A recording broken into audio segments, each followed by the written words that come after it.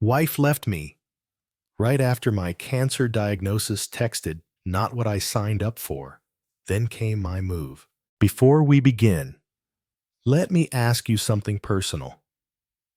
What would you do if the person you loved most, your partner, your anchor, your home, walked away from you, not with a conversation, but with a text? What if they left, not in crisis, but the moment you needed them most? Not because you failed, but because life handed you a challenge you didn't ask for. And they quietly decided they didn't want to be part of it. That's where this story begins. Not with a scream, not with a goodbye, but with 5 words on a screen. I didn't sign up for this. The day started like any other early spring in Boise, still cold enough in the morning to see your breath. I was at the clinic by 9:00, just a routine follow-up for some swollen lymph nodes. Maybe strep, I thought. Maybe just a bug that hadn't shaken loose. I was 34, healthy, working full-time as a senior electrician for a large contracting firm. I had energy. I had a plan. I had a wife waiting at home. Or so I thought. The doctor walked in with a folder he didn't open. That was the first red flag. He didn't sit either, just leaned slightly forward, as if words alone might break the air. He said it gently, but there's no soft way to say it. Mason, it's lymphoma. Stage 2. Treatable. But it's going to be a long road. I nodded, like I understood everything, even though my brain felt like static. He walked me through treatment options, chemo, monitoring, survival rates. I listened to every third word and kept nodding. I didn't feel panic. Not yet. I felt responsibility, like I had to keep it together long enough to pass the information along. I stepped outside into the brightness and called Jessica. "Can you come home early?" I asked. "I've got errands," she said. "What's going on?" I just, I need to talk. It's important. I'll be home later, Mason. I'm already behind. I drove home in silence, the kind of silence that stretches between the ribs. When I pulled into the driveway, something was off. The front porch looked emptier. The wind chimes weren't there. When I stepped inside, it hit harder. Her keys were gone. So were her hiking boots. The framed wedding photo that used to sit on the nightstand, now just an outline in dust. And then my phone buzzed. One new message. A name. Jessica. I didn't sign up for this. Under. A screenshot of our joint savings account. The balance was zero, where 5 years of careful saving $38,000 used to sit. I didn't yell, didn't call back. I didn't drop the phone or curse the ceiling. I just sat on our back deck, cracked open a beer, and stared at the horizon while the sun started sinking behind the tree line. I could still hear traffic in the distance, kids playing, life going on. But mine, it felt like someone had quietly slipped it out from under me. The cancer I could face. But this was a different kind of pain. Not the sharp stabbing kind, the quiet kind, the kind that wraps around your chest and sits there like a weight. Dave from next door wandered over after a while, resting his elbows on the fence, like he had a sixth sense for when someone needed air. "Everything all right?" he asked. "Saw Jessica peel out earlier." "Got some health news," I said, keeping my eyes on the tree line. She didn't take it well. He didn't press, just nodded. Let us know if you need anything. Rachel makes a mean lasagna. When he left, I stayed there for a long time, not thinking, just existing. Eventually, I went inside, sat down at the kitchen table, and pulled out a folder from the junk drawer. It was something my Uncle Walter had given me a few months earlier. He'd worked in estate planning for over 30 years, helped me file the transfer of ownership for a cabin my grandfather left me up near the Salmon River. Always protect your future, he said, even when you think you don't need to. At the time, I thought he was being overly cautious. Now, I realized he was the only one thinking ahead. I stared at the folder, then picked up my phone. "Hey," I said when he answered. "Remember what we talked about last winter? The backup plan." There was a pause on the line. Then Walter said, "You want to activate it?" "Yeah," I said. "It's time." I could hear him exhale slowly. "All right, Mason. We'll take care of it. You focus on what's next." That was the moment something shifted. I wasn't just reacting anymore. I was planning, not out of vengeance, not out of anger, but because something inside me had snapped into clarity. The woman I married had walked away, not because I failed her, but because I got sick, because reality showed up. And she ran. I had cancer, yes, but I also had grit. I had people, real people, who didn't run, like Uncle Walter, like Dave and Rachel next door. And I had something Jessica had underestimated. I had time. I had preparation. And I had absolutely nothing left to lose.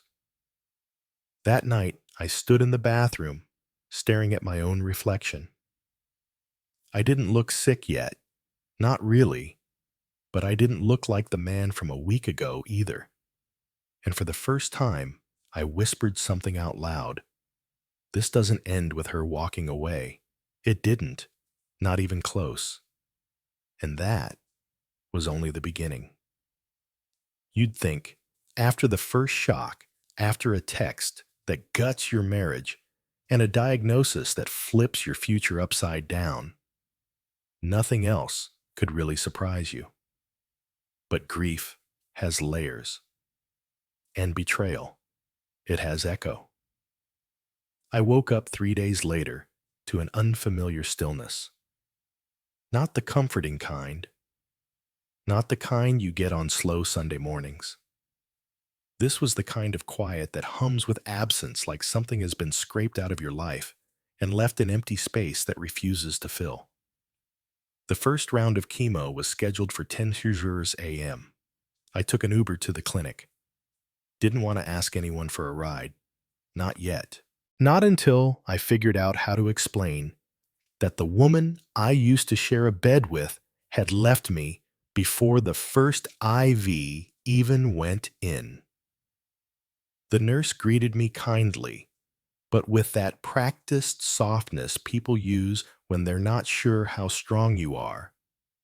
She led me to a recliner, explained the process, and asked gently, "Is your ride waiting out front?" I hesitated, then said, "She's out of town." She gave a small nod. Maybe she knew. Maybe she didn't. It didn't matter. I wasn't ready to say it out loud yet, that Jessica wasn't just out of town. She was gone. That evening, I came home to find a casserole dish on my front step. A note from Rachel. Made too much. Enjoy. I knew it wasn't about leftovers. It was about kindness. The kind that doesn't require you to say what happened because some people feel it in your silence. I tried to eat, couldn't keep much down. Ended up lying on the bathroom floor, sweat pooling at my collarbone, the world spinning just slightly sideways. That's when the full weight of it hit, not just the sickness, the solitude. In that moment, there was no room for denial. Jessica was gone, and not just physically. She had made her choice with precision, with speed, with calculation. And deep down, I knew. She'd been planning this before the diagnosis. I just hadn't wanted to see it. I called my sister Ellie in Portland the next morning, told her everything. The cancer, the money, Jessica, I said in one breath. Ellie paused, then said, "I'm driving up." "No," I told her, "not yet. I need to clear my head first. I need to handle some things." She didn't argue. She just said, "I'm here when you're ready." I hung up and stared at my phone, scrolled back to the message. The 5 words, the image of our drained bank account. I checked the transfer timestamps. She'd withdrawn everything 40 minutes after I called her from the clinic. 40 minutes, not even enough time to process the diagnosis. She didn't need to hear the rest, just knew I was sick. And that was enough reason to disappear. It wasn't sadness I felt next. It wasn't even rage. It was something quieter, colder. It was purpose. That afternoon, I drove to Uncle Walter's. I brought every document I could find: financial records, car titles, property deeds, insurance policies, everything.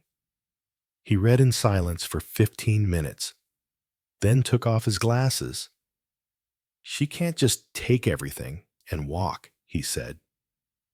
"Technically, she can," I replied. "It was a joint account." He leaned forward. "Mason, she didn't just leave you. She abandoned you during a medical crisis. And she emptied your life savings. That's not just cruel. That's actionable." I pulled out my phone and showed him the message again. "I didn't sign up for this." Walter's jaw tightened. "That message might be the most important thing in your case." That evening, he brought in Joanna, a colleague family law attorney, sharp as glass and twice as unbreakable. She scanned the texts and bank statements like she was analyzing a battlefield. "This isn't a divorce," she said. "This is financial abandonment with potential for restitution. You're in a stronger position than you think." I didn't want revenge. I didn't want a courtroom brawl. But I knew one thing: I wasn't going to let Jessica walk away with the story. 3 days later, a manila envelope arrived at my front door. Vanessa's lawyer. A divorce petition, citing irreconcilable differences. She wanted to be removed from the mortgage, but still demanded half the equity in the house.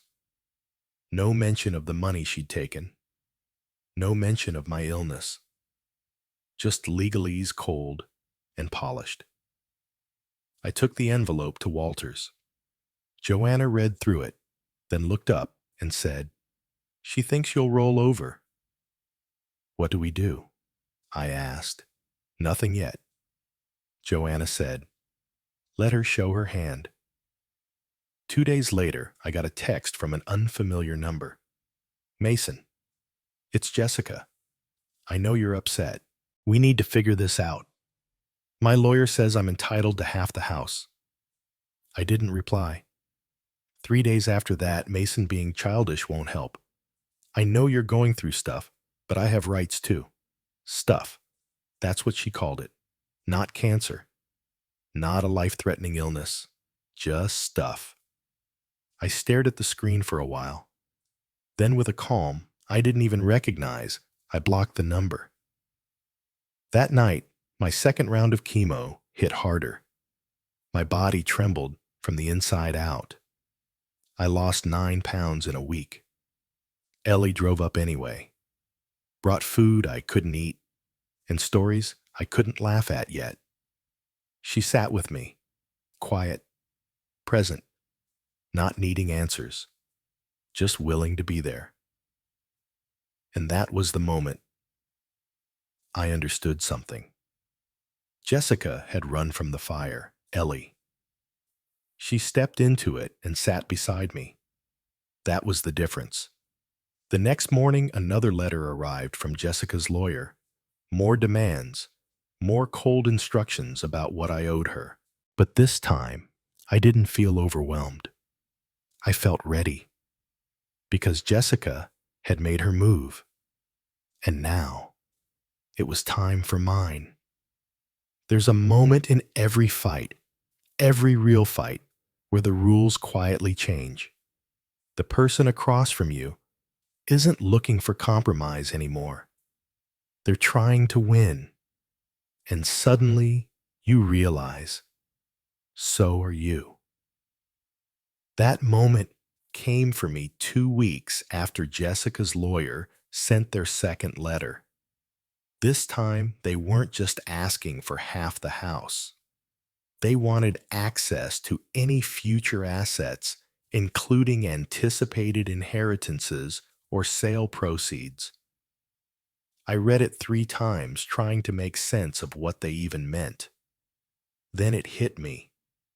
They were fishing, guessing, throwing darts in the dark, hoping to land on something they didn't even know existed. They didn't know about the cabin. They didn't know the Mustang title had never been fully transferred. And they didn't know what Uncle Walter and Joanna knew. Every single detail of our financial records had been documented and time-stamped the moment Jessica walked out. She thought she had leverage, but all she had was nerve.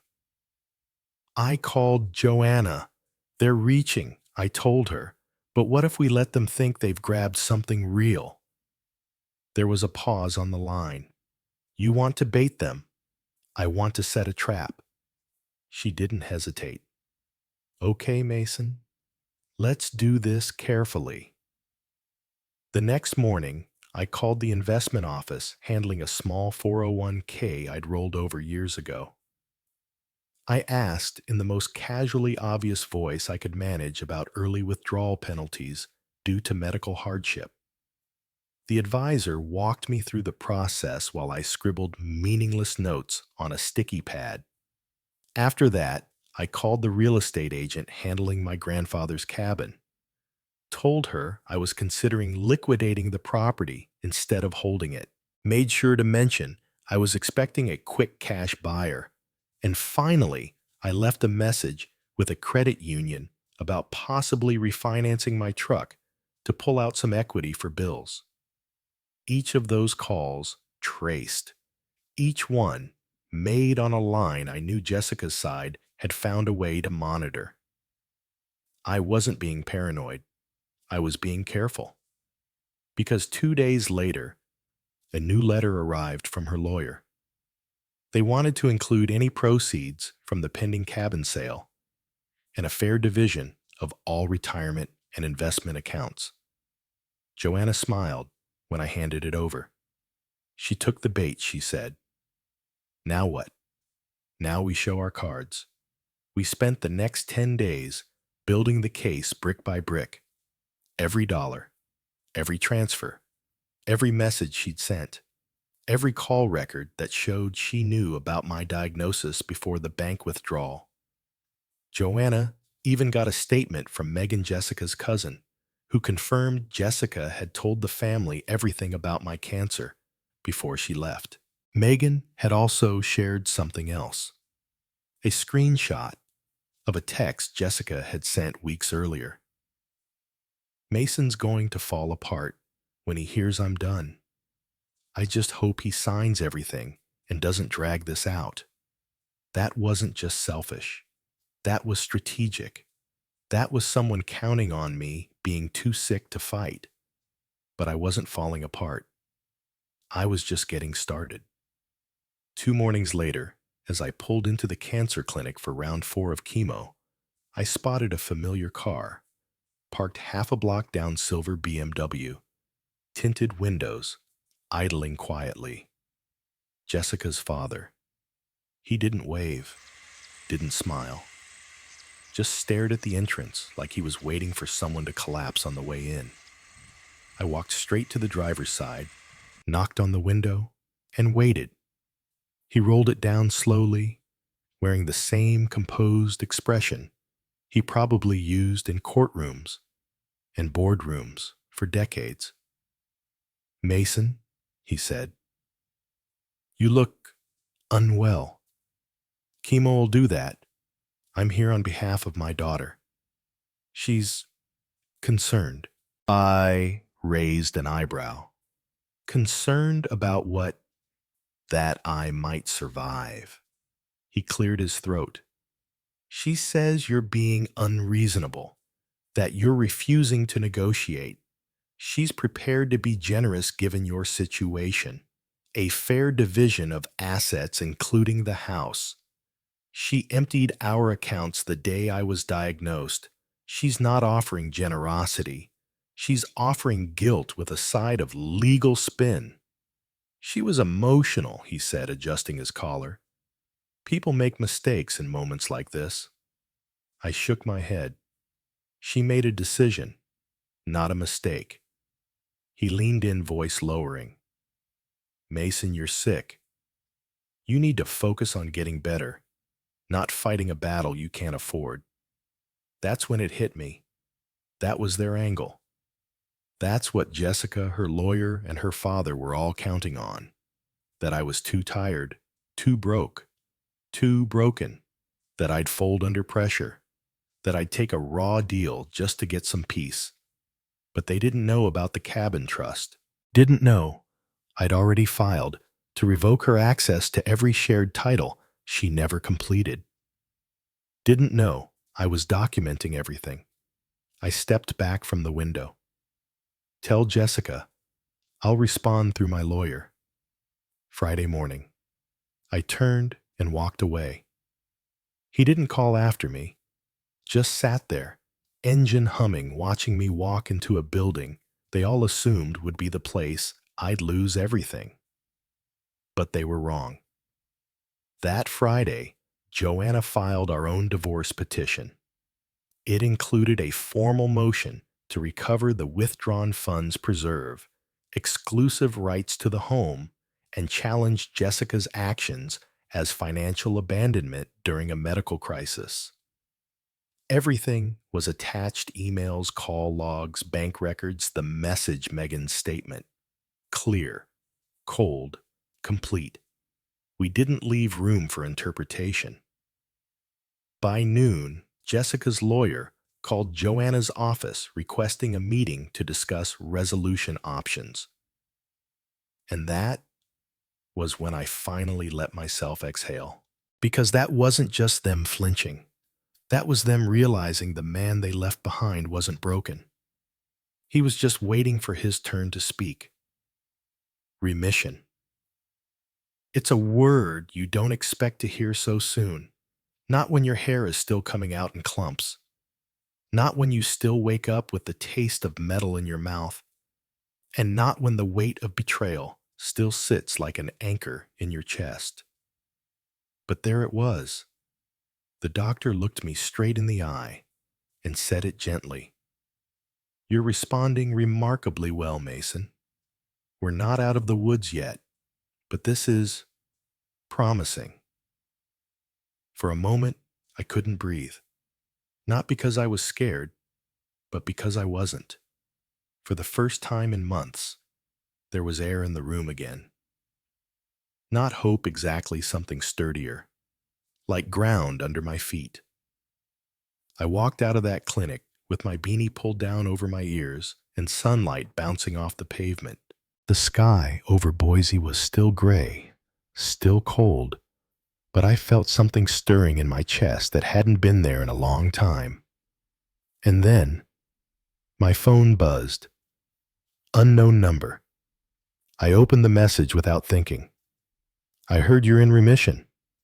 "That's good. I know you won't believe this, but I think about you. I made a mistake. I was scared. I'm sorry, Mason, for everything." Jessica. No lead-in, No hesitation. Just a late apology delivered through digits and glass. I read it twice, then once more. But I didn't feel what I thought I might feel. There was no rage, no ache, just stillness. She had finally said the words, but the timing was telling. Not when I was sick, not when I was struggling. Only now. After my doctors said I might make it out alive. I let my thumbs hover over the screen for a few seconds. Then I typed 4 simple words. I survived. Be well. I hit send, then blocked the number. That night, I sat on the back deck, same one where I'd watched the sunset the day she left and felt the air shift around me. The nausea was finally easing. My appetite was creeping back. My strength wasn't there yet, but I could feel it circling. And with that strength came decisions. I called Joel in Missoula. He's an old friend, runs a custom auto shop out there. Always told me he had space for one more set of hands. Still got that spot open, I asked. He didn't hesitate. For you, absolutely. When can you start? Give me a month, I said. I started packing that weekend. Not everything, just what mattered.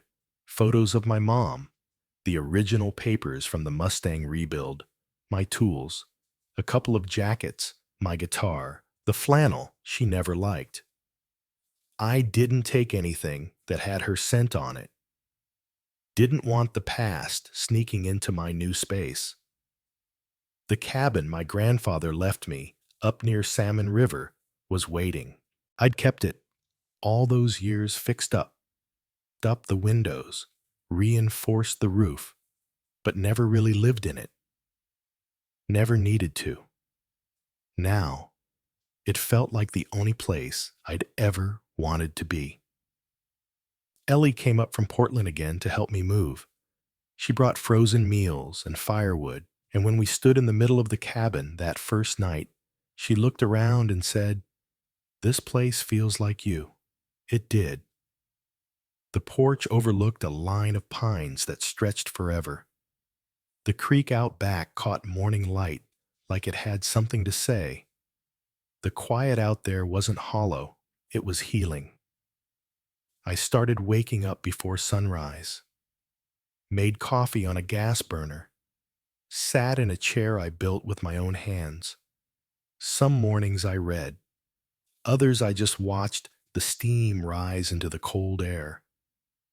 The Mustang came with me, not to sell, not anymore. I'd started restoring it again, new paint. Rewired the dash, polished the chrome with the kind of care you only give to something when you realize you want it to last. It wasn't just a car anymore. It was a symbol of work, of grit, of something that nearly fell apart, but didn't. Jessica tried to call one more time. New number, different area code. I didn't answer. Didn't even listen to the voicemail.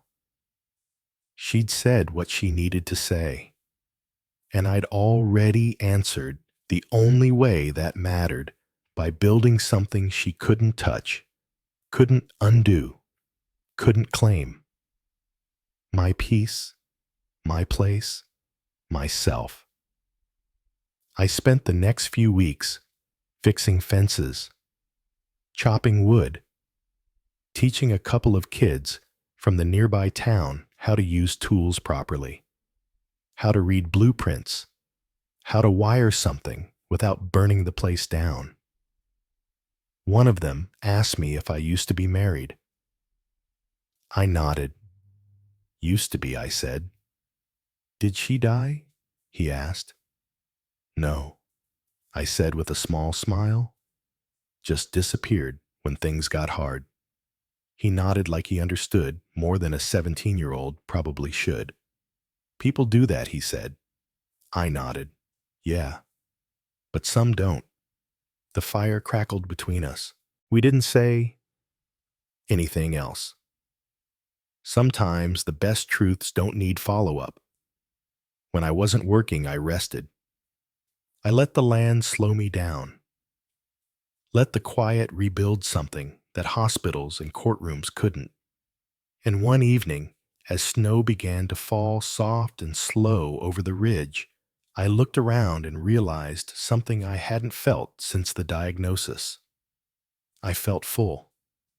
Not because life was perfect, not because everything had been repaired, but because I had survived.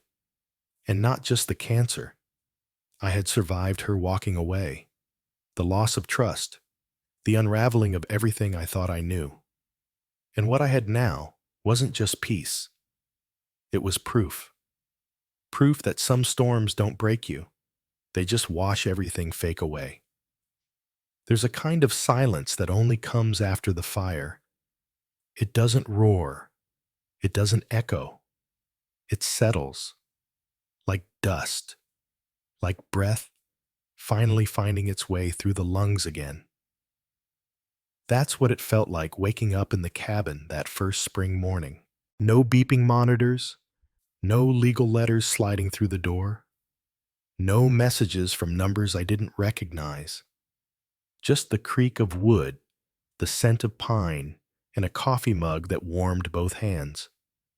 It had been 3 months since I'd left Boise behind, and for the first time in years, I wasn't measuring my life in doctor's visits or bank statements, but in the sound of the creek out back and how many cords of wood I'd split before noon. The Mustang sat under the carport, freshly polished, but with the hood up. I wasn't fixing it anymore. I was finishing it, on my own time. No deadlines, no plans to sell it, just something to work on because it mattered to me. Most days, I helped out at Joel's shop part-time. Nothing heavy, just wiring diagnostics and teaching the younger guys how not to blow a fuse when they touched a live wire. They listened, not because I barked orders, but because I spoke the way people do when they've seen a few things and come out the other side. Some nights, I'd sit by the fire with a journal, just scribbling down fragments. Not poetry, not even full sentences, just things I'd forgotten about myself. Like how I used to whistle while I worked, or how I liked my eggs over hard, not scrambled no matter what Jessica always insisted. Her name didn't come up often anymore, but when it didn't feel like a wound, just a chapter, something that had happened and ended. The sting had passed, the lesson had stayed. One afternoon, I got a letter forwarded from my old address, certified mail. Vanessa's parents had finally sold their cabin near Lake Coeur d'Alene. The final repayment from the settlement came attached. A check, neatly written, $38,000, paid in full. I deposited it the same day, paid off the last of my hospital bills. And with what remained, I donated a portion to the cancer clinic where Julia, the nurse who'd sat with me through every chemo drip, still worked. The rest went into a quiet savings account under my name only, just in case. I wasn't planning for another disaster. I was just ready. And then came the call I hadn't expected. Ellie. You're going to want to sit down, she said. I did, not because I was afraid, but because I'd learned to respect what comes after that phrase. She reached out. Ellie said, Jessica. I didn't say anything. She called Mom's old landline looking for you. Said she didn't have your number anymore. That she just wanted to talk. I leaned back in the chair, looked out the window, watched a pair of blue jays chase each other through the pines. What did you say I told her you were okay? That you'd moved on. that you didn't leave a forwarding address. Thanks, I said. Ellie paused. She sounded different, quiet, almost like she knew not to expect anything. I nodded, even though she couldn't see me. Good. I didn't need closure. I didn't need her to explain why she left. She already had loudly, clearly, when she disappeared after a diagnosis and took everything we'd built with her. But even if I had needed it, I wouldn't have gone looking, because I had already found something better. Peace. And peace doesn't need permission. A week later, I got a message from Joel. A young guy at the shop wanted to get into classic rebuilds, and Joel thought I might be the one to teach him. I said sure. Told the kid to bring coffee be early and not touch anything until I said so. He showed up with a notebook and 1,000 questions. By the end of the day, his hands were filthy, and he was grinning like a kid on Christmas. "You always this patient?" he asked. I laughed. "No. But I am now." That night, I sat on the porch swing I'd built myself, the one I'd stained with my own hands, with music drifting from the cabin window and a breeze moving through the trees like breath. I took a sip of water, listened to the sound of the creek, and I smiled, because this life, this quiet, imperfect, beautiful life, was mine. Not because I'd escaped the storm, but because I'd chosen to rebuild on the ashes it left behind. And I wasn't angry anymore. I wasn't bitter. I was proud. I'd survived a kind of heartbreak that doesn't get songs written about it. The kind where someone leaves not because they stopped loving you, but because they didn't know how to love through the hard parts. And now I loved my own life enough not to need hers back. There's something powerful about learning that you don't need a reunion. You don't need revenge. You just need the courage to keep going and the patience to wait for the stillness that follows. And when it comes, you'll recognize it, because it doesn't roar, it doesn't shout. It just sits beside you on a porch you built yourself and lets you rest.